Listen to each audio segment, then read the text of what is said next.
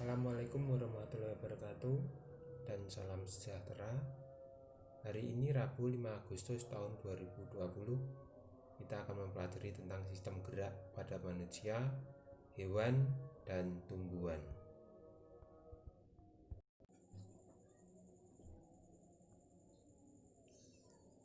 KD 3.1.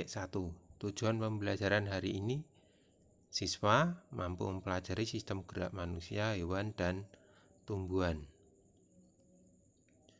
Kita lihat ada video pembelajaran pada sistem gerak pada manusia. Tapi untuk lebih detailnya, kalau kita mempelajari tentang sistem gerak, maka kita harus mempelajari tentang tulang, rangka, sendi atau artikulasi, dan yang terakhir adalah otot ya. Nah, nanti saya bagi video-video ini 3 video ya, dengan materi yang sudah saya sebutkan ya. Di sini ada 4 materi: tulang, rangka, sendi, dan otot. Nah, pada tulang itu yang menyusun rangka, jadi harus kita pelajari ya. Kemudian rangka disebut juga alat gerak pasif. Kemudian sendi itu adalah sambungan antara dua tulang, dan otot yang disebut dengan alat gerak aktif, karena otot yang membuat kita bisa bergerak ya, karena otot itu bisa berkontraksi dan berelaksasi.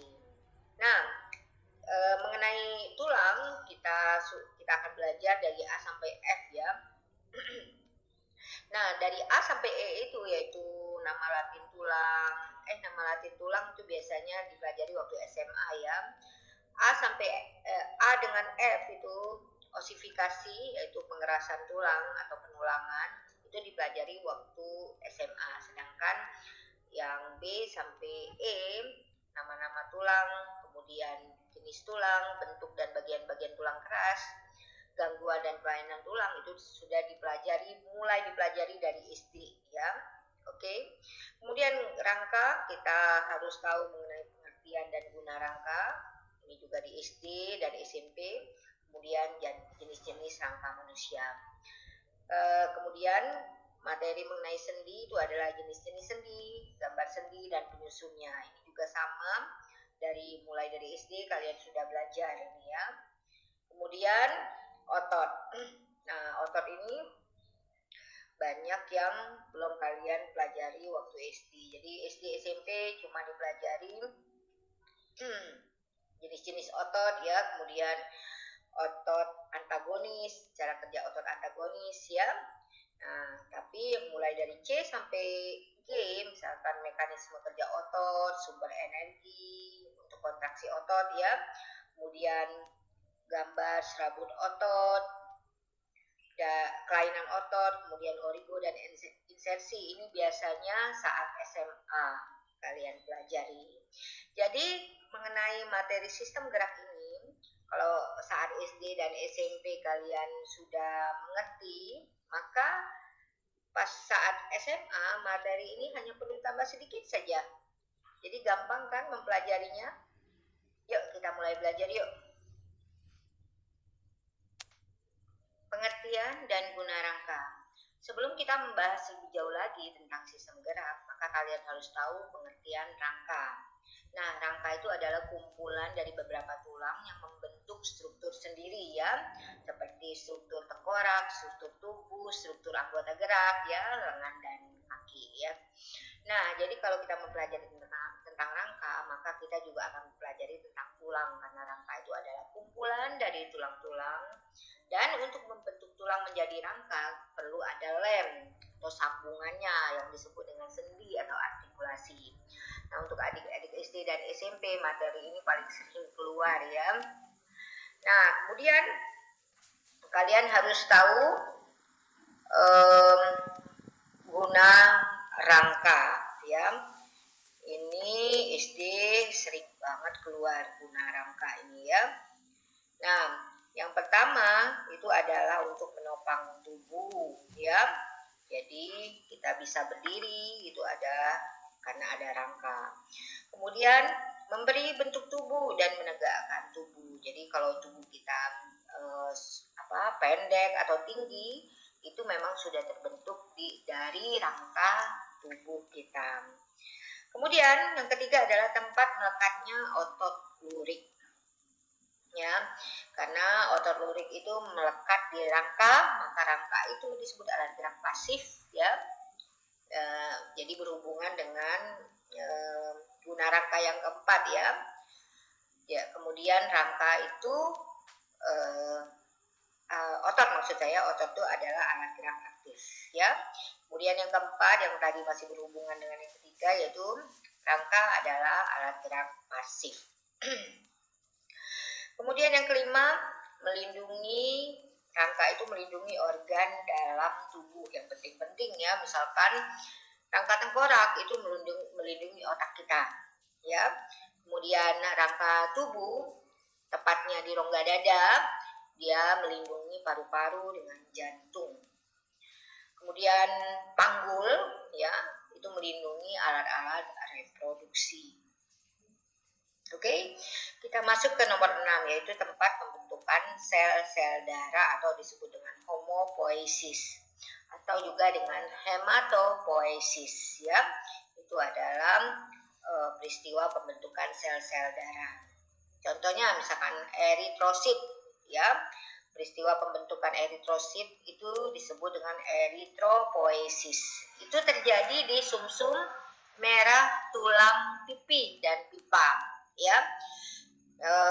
Kalau di tulang pipa tepatnya di bagian ujung yang berupa tulang spons, ya, seperti yang saya sudah gambarkan di slide lainnya, ya. Itu ada contoh tulang keras di ujungnya, itu banyak terdapat sumsum merah.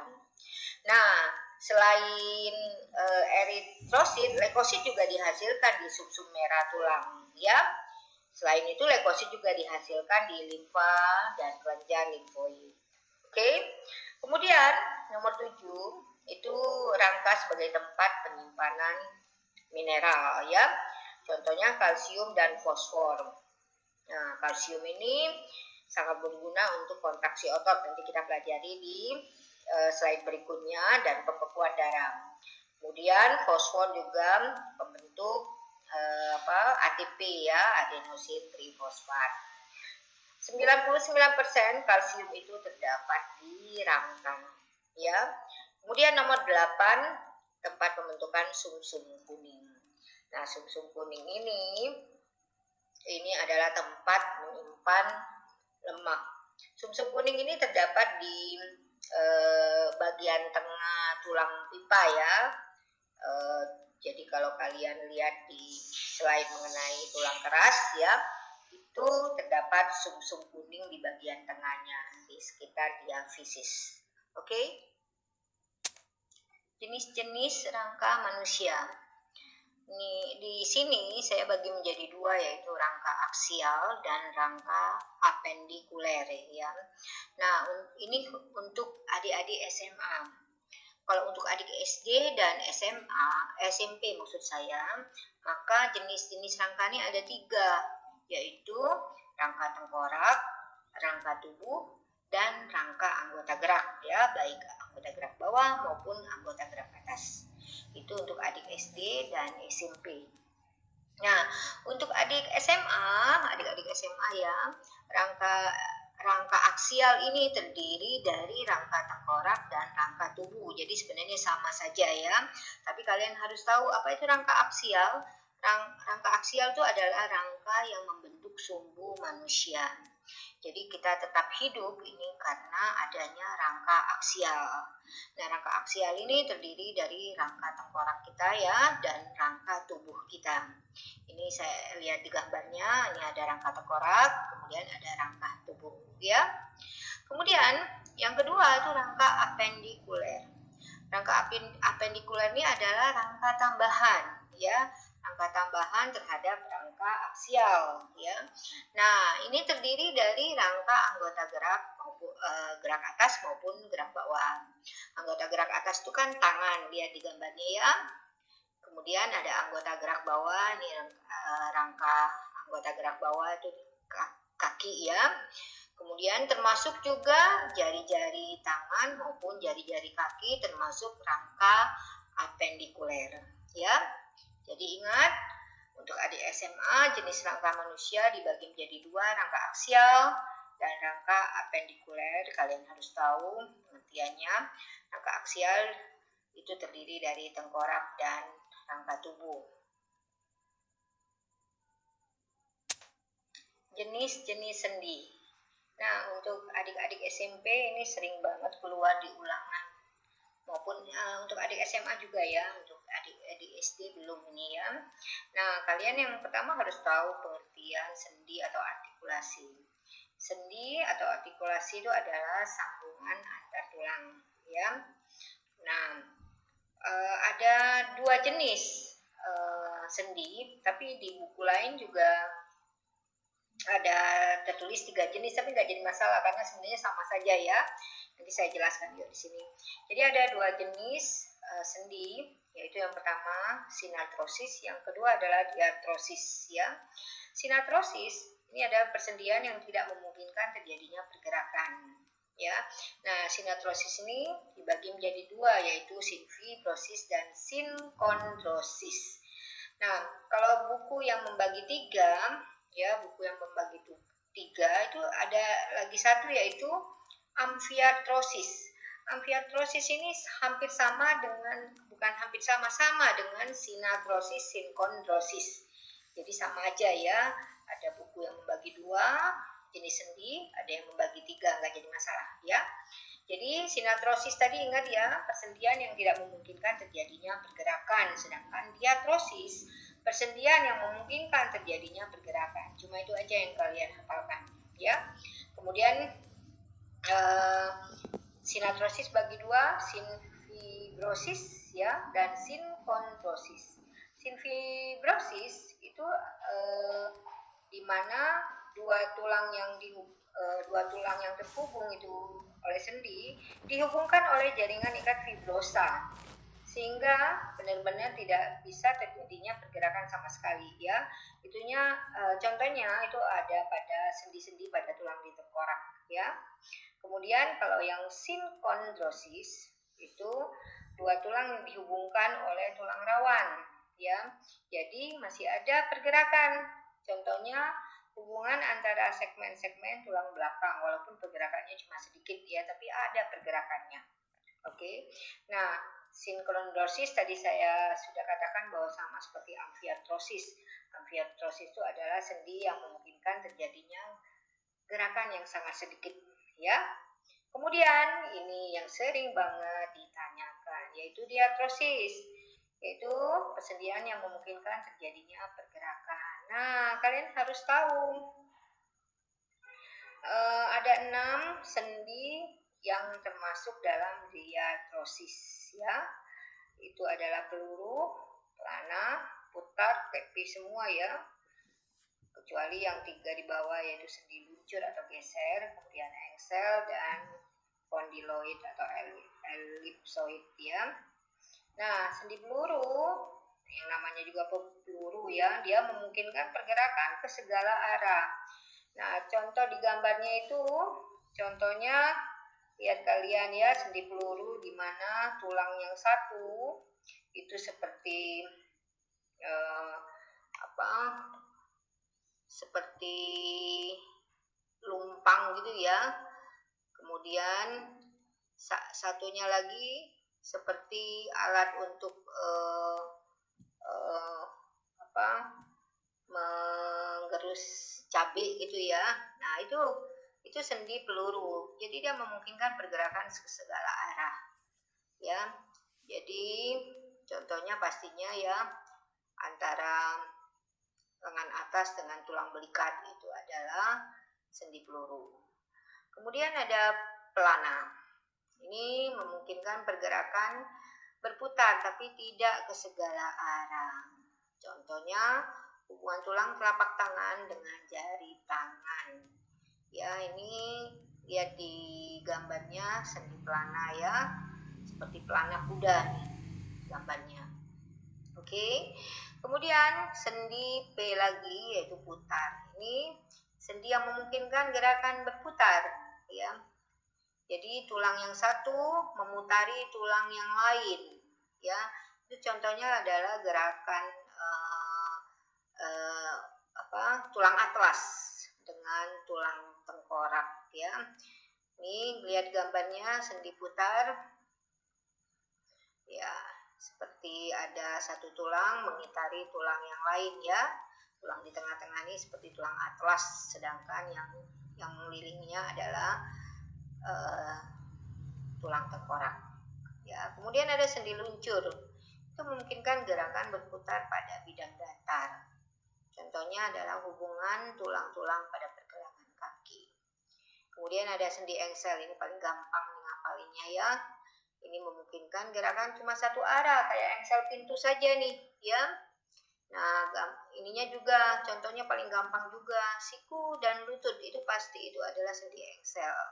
Karena siku sama lutut hanya bisa digerakkan satu arah saja. Kalau lihat gambarnya, kalian lihat sendi engsel seperti ini ya. Dan yang terakhir adalah sendi kondyloid atau ellipsoid ya, itu persendian antara ujung tulang yang berbentuk bulat kemudian bertumpu pada rongga yang berbentuk elips ya. Jadi gerak rotasi pada poros tapi gerakannya sangat terbatas. Contohnya adalah sendi pada ujung tulang telapak tangan dengan ujung tulang jari tangan. Kalian lihat ya, itu sama, itu sendi gulung ya, sama seperti sendi gulung tuh. Oke, sekarang kita akan belajar mengenai sendi. Seperti yang sudah kita ketahui, kalau sendi itu adalah penghubung antar tulang ya. Jadi tulang yang satu dengan tulang yang lain dihubungkan oleh yang namanya sendi. Oke, nah kalian bisa lihat di sini, ini ada dua tulang ya, yang di atas ini satu dan yang di sini, yang di bawahnya satu lagi. Nah, dua tulang ini harus dihubungkan oleh sendi ya. Nah, apa saja yang terdapat di dalam sendi? Pastinya di ujung tulang ini, di ujung tulang satu, ini di ujungnya ya, dengan di ujung tulang yang di bawahnya, di ujung-ujungnya ini terdapat yang namanya tulang rawan atau kartilago ya. Jadi ingat itu ada tulang rawan. Nah, kemudian kita mulai dari depan ya. Nah, di sini terdapat yang namanya ligamen ya. Ligamen itu jaringan ya, jaringan yang mengikat tulang dengan tulang. Ini terdapat di sendi. Oke. Kemudian yang kedua, sebelah dalamnya ligamen itu terdapat yang namanya kapsul ya. Kemudian kapsul ini nanti menempel dengan membran sinovial. Oke.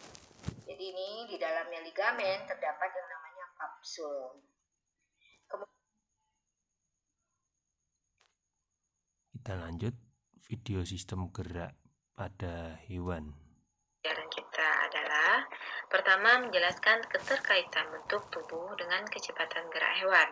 Yang kedua, mendeskripsikan cara gerak hewan pada masing-masing habitat. Coba perhatikan gambar berikut. Gambar tersebut menjelaskan kepada kita bahwa hewan memiliki kemampuan untuk bergerak bebas. Sama halnya dengan manusia, sistem gerak hewan juga didukung oleh rangka, sendi, dan otot. Namun, setiap hewan juga memiliki gerakan yang berbeda. Mengapa demikian? Nah, di sini kita akan mempelajarinya. Faktor-faktor yang mempengaruhi gerak hewan. Pertama adalah bentuk tubuh. Bentuk tubuh hewan juga mempengaruhi gerak hewan itu sendiri. Jika hewan memiliki bentuk tubuh seperti torpedo, maka dia akan bergerak di dalam air. Jika hewan memiliki sayap, maka dia akan memiliki kemampuan bergerak terbang. Jika dia memiliki otot dan tulang yang kuat, maka dia akan mampu bergerak dengan cepat di darat. Yang kedua, berat tubuh. Berat tubuh erat kaitannya dengan tingkat kelembaban atau kemalasan suatu hewan. Semakin berat hewan, maka akan semakin lambat geraknya. Ketiga, bentuk kaki. Bentuk kaki juga mempengaruhi kecepatan gerak hewan. Semakin ramping bentuk kaki, maka gerakan hewan akan semakin cepat. Keempat, habitat. Habitat adalah tempat tinggal hewan. Oleh sebab itu, untuk menyesuaikan diri dengan habitatnya, hewan akan dilengkapi oleh alat-alat gerak yang akan mendukung gerakannya di habitat tersebut. Sistem gerak hewan berdasarkan habitat. Pertama, gerak hewan di dalam air. Hewan yang hidup di dalam air akan memiliki bentuk tubuh seperti torpedo atau badannya agak meruncing. Kedua, gerak hewan di udara. Hewan yang bergerak di udara harus dilengkapi dengan sayap. Yang ketiga, gerak hewan di darat. Hewan yang hidup di darat harus dilengkapi dengan otot dan tulang yang kuat. Pertama, gerak hewan di air. Gerakan hewan di air juga dipengaruhi oleh karakteristik air itu sendiri, di mana karakternya adalah: pertama, kerapatan air lebih besar daripada kerapatan udara. Yang kedua, gaya angkat air lebih besar daripada gaya angkat udara. Yang ketiga, massa jenis air lebih besar daripada massa jenis hewan yang hidup di dalamnya. Oleh sebab itu, hewan yang hidup di dalam air mampu melayang. Ciri-ciri hewan yang hidup di air. Pertama, bentuk tubuh torpedo. Bentuk tubuh seperti ini berguna untuk bergerak melawan arus. Yang kedua, memiliki sirip dan ekor. Fungsinya adalah untuk membantu mempercepat gerakan hewan air. Yang ketiga, memiliki sirip tambahan. Sirip tambahan berguna untuk mengatasi gerakan yang tidak diinginkan. Yang keempat, memiliki gelembung renang, berfungsi untuk mengeluarkan gas dan mengatur posisi tubuh secara vertikal. Yang kelima, memiliki otot dan tulang belakang yang fleksibel. 2. Gerakan hewan di udara. Syarat gerak hewan di udara adalah memiliki gaya angkat yang besar untuk mengimbangi gaya gravitasi. Bagaimana caranya? Yaitu dengan mengepakkan sayap. Oleh sebab itu, hewan yang hidup di udara harus dilengkapi oleh sayap. Sayap memiliki susunan rangka yang ringan, tulang dada dan otot yang kuat. Sayap inilah yang diadaptasi oleh sayap pesawat terbang. Secara prinsip, cara kerja sayap adalah: pertama, udara mengalir di atas sayap lebih besar dari udara yang mengalir di bawah sayap. Yang kedua, saat sayap dikepakkan, udara mengalir ke bawah dan menghasilkan gaya yang berlawanan arah, sehingga mengakibatkan burung terangkat ke atas. Ketiga, gerak hewan di darat. Ciri-ciri hewan yang hidup di darat adalah memiliki otot dan tulang yang kuat untuk mengatasi inersia atau kelembaman atau kemalasan hewan serta menyimpan energi untuk melakukan aktivitas. Nah, gambar ini adalah gambar hewan yang hidup di darat. Namun terlihat perbedaan dari kecepatan geraknya. Yang pertama, itu adalah gajah. Gajah, seperti kita tahu, memiliki bentuk tubuh yang besar dan berat yang lebih besar, sehingga menyebabkan inersia yang besar juga. Akibatnya apa? Akibatnya gerak gajah menjadi lambat. Contoh kedua adalah kijang. Seperti kita tahu, kijang memiliki bentuk kaki yang ramping, sehingga elastisitas tubuhnya juga tinggi, menyebabkan cepat berlari dan melompat. Mengapa kijang dapat cepat berlari dan melompat? Karena dia mampu melawan arah udara karena gaya gesekannya yang. Dan lanjut pada video sistem gerak hewan. Pelajaran kita adalah: pertama, menjelaskan keterkaitan bentuk tubuh dengan kecepatan gerak hewan. Yang kedua, mendeskripsikan cara gerak hewan pada masing-masing habitat. Coba perhatikan gambar berikut. Gambar tersebut menjelaskan kepada kita bahwa hewan Video sistem gerak pada tumbuhan. Makhluk hidup adalah bergerak. Baik manusia, hewan, atau tumbuhan, semuanya dapat bergerak. Namun, pergerakan yang terjadi pada tumbuhan berbeda dengan gerakan yang dilakukan oleh manusia dan juga hewan. Jika manusia dan hewan dapat melakukan gerakan aktif, maka tumbuhan hanya bisa melakukan gerakan pasif. Gerakan pasif pada tanaman dapat terjadi setelah mereka mendapatkan rangsangan atau stimulus. Rangsangan tersebut berasal dari dalam dan luar lingkungan seperti air, cahaya, gravitasi bumi, bahan kimia, dan sebagainya.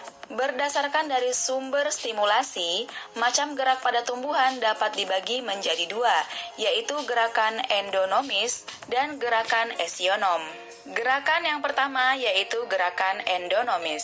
Gerakan ini adalah gerak pada tumbuhan yang disebabkan oleh pengaruh rangsangan yang berasal dari dalam tubuh tumbuhan itu sendiri. Contoh gerakan endonomis adalah pergerakan bagian tubuh pada tumbuhan karena perubahan kadar air dalam tubuhnya. Gerakan yang kedua yaitu gerakan esionom. Gerakan ini adalah gerak pada tumbuhan yang disebabkan oleh pengaruh rangsangan yang berasal dari lingkungan luar. Gerakan esionom terbagi menjadi 3 macam, yaitu yang pertama, gerakan tropisme. Gerakan tropisme adalah gerakan pada tanaman yang arahnya dipengaruhi oleh arah rangsangan.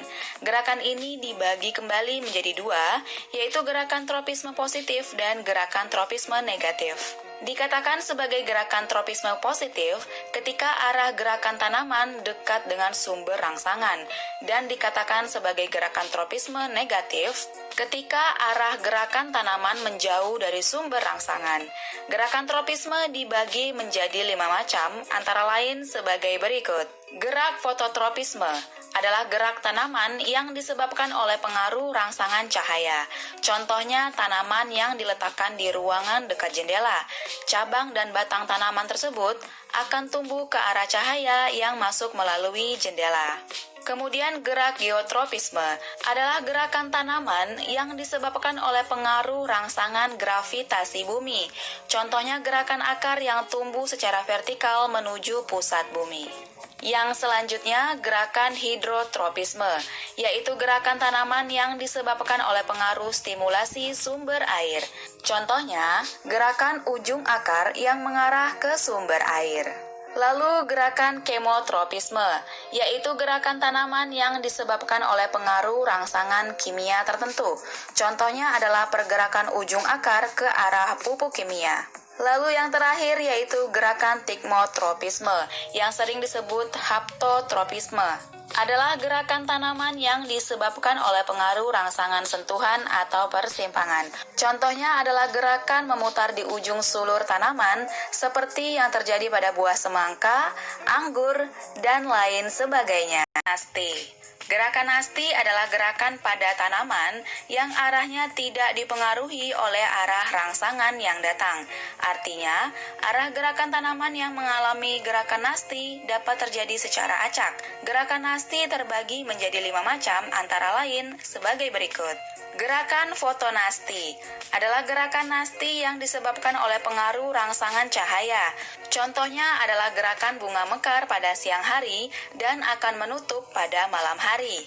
Kemudian gerakan niktinasti adalah gerakan yang disebabkan oleh pengaruh rangsangan gelap. Contohnya, gerakan salah satu jenis bunga mekar di malam hari. Yang ketiga adalah gerak tigmonasti, yaitu gerakan yang disebabkan oleh pengaruh rangsangan atau getaran sentuhan. Contohnya yaitu daun putri malu yang ketika disentuh akan cenderung menutup. Yang keempat, gerakan termonat, yaitu gerakan yang disebabkan oleh pengaruh stimulasi suhu. Contohnya, bunga tulip yang mekar ketika suhu sekitar naik dan akan menutup ketika suhu sekitar menurun. Yang terakhir adalah gerakan nasti yang kompleks, adalah gerakan nasti yang disebabkan oleh pengaruh rangsangan berganda sekaligus. Nah, teman-teman, sekarang kita akan masuk pada jenis gerakan esionom yang ketiga, yaitu gerakan taksis. Gerakan taksis adalah gerakan pada tanaman atau bagian tanaman yang arahnya dipengaruhi oleh stimulus yang akan datang. Pergerakan taksis terbagi menjadi 2, yaitu sebagai berikut. Yang pertama yaitu gerakan fototaksis, adalah pergerakan taksis yang dipengaruhi oleh cahaya. Misalnya pergerakan tanaman euglena ke arah cahaya. Lalu yang kedua adalah gerakan kemotaksis. Gerakan taksis yang ini diambil oleh bahan kimia tertentu. Misalnya gerakan spermatozoid menuju sel telur.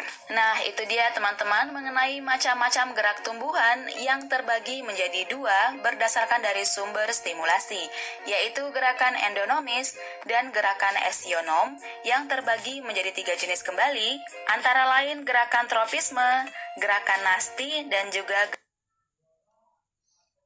gerakan taksis yang terakhir itu ya. Sekian dan selamat mengerjakan dari tugas berikutnya.